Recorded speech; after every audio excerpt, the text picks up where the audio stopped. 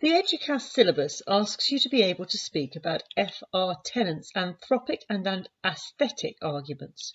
This film will cover these as part of the consideration of the inductive teleological argument. The anthropic principle is a recent development of the teleological argument. The argument claims that the cosmos is constructed for the development of intelligent life. Tennant was writing during a time when the theory of evolution had been proposed by Darwin and was being embraced or rejected by different religious thinkers. Tennant embraced the theory of evolution and felt that this offered us a reasonable explanation regarding the origins of human life. However, he didn't think it was sufficient to explain everything. In this line of reasoning, Tennant considered the perhaps infinite range of possible conditions in which life could not exist, and compared these with the apparent improbability of conditions being in place in which life does exist. He claimed that such a fine-tuned universe must be specifically designed so that human life is possible.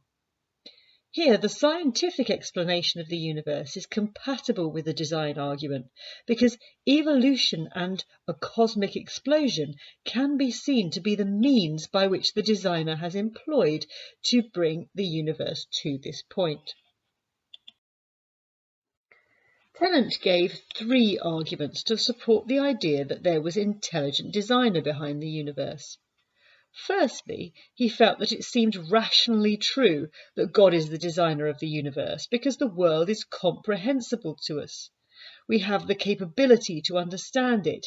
It is capable of being understood.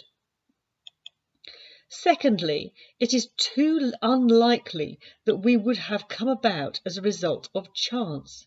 It is so unlikely that the Big Bang would happen at all by chance, and then even more so when you think that intelligent human life has come about as a result. This argument claims that the cosmos is constructed for the development of intelligent life. If there had been just a minute change in the values of, for instance, the strong nuclear force or the charge of the electron, then intelligent life, or any form of life at all, would have been unlikely to develop. It is a much more likely explanation that an intelligent designer is behind it. The universe is beyond chance. In other words, the odds on it coming about by chance are so high as to render it virtually impossible.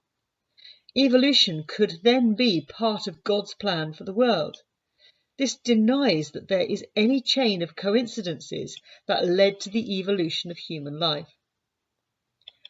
Finally, Tennant argues that humanity is an incredibly complex and intelligent organism who is self-conscious and self-aware. This is more than just survival of the fittest. There must have been some divine assistance.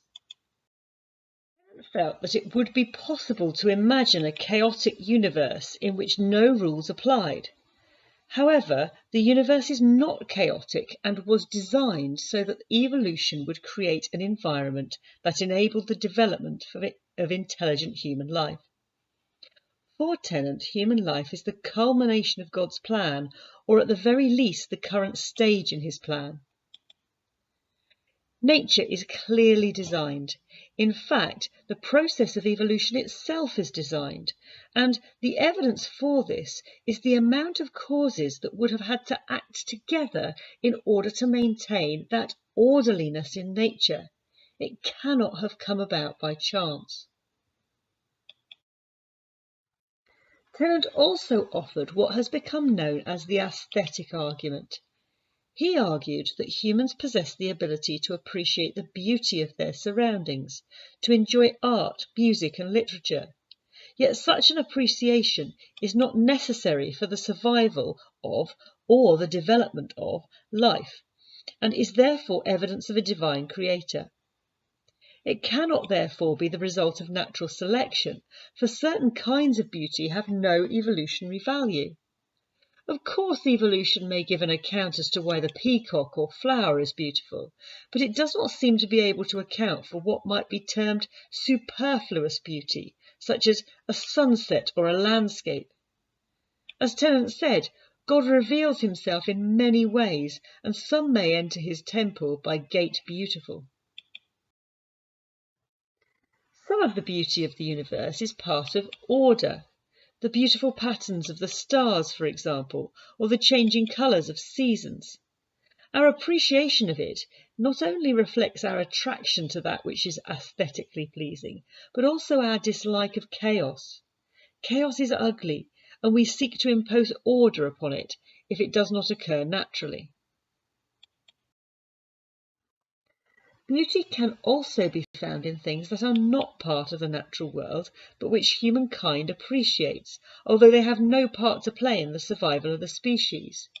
Art, music, literature, and culture all contribute to the way we perceive the world as a beneficial, appealing, and attractive place, although we would be able to live without them. Tennant notes that the universe is not just beautiful in places, it is saturated with beauty on the telescopic and microscopic scale. Our scientific knowledge brings us no nearer to understanding the beauty of music from an intelligibility point of view. Beauty seems to be superfluous and to have little survival value. Tennant's argument postulated that this view of the world was also to be considered superior to others, in that it catered for the moral and spiritual dimensions. We have the capacity for understanding and appreciating morality and spirituality in the universe. Such an ability has no survival advantage and cannot be part of the survival of the fittest principle. Tennant then made 5 key observations about the universe. The universe is intelligible and not chaotic. The significance of the evolutionary system is that it underpins direction and progress. The universe is absolutely suitable to sustain life. The created universe exhibits standards and values of aesthetic beauty. And humanity possesses an awareness of the moral world that works in harmony with nature.